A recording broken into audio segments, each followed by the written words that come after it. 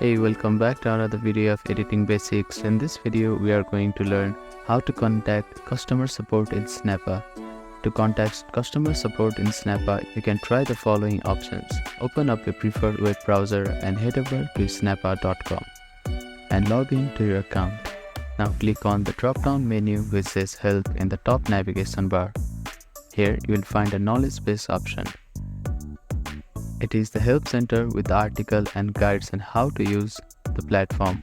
You can access various articles from here to solve your problem, or you can also go to the support home link, or you can also click on the contact link here.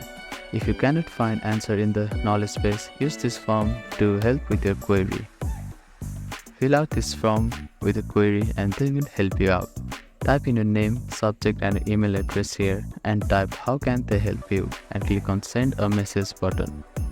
You can also email their support team at support@snappa.com for assistance.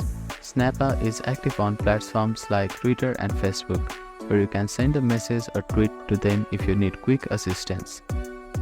This channel should help you get in touch with Snappa customer support team. Thank you for watching this video. Please do not forget to like, share and subscribe to our channel and comment down if you have any queries.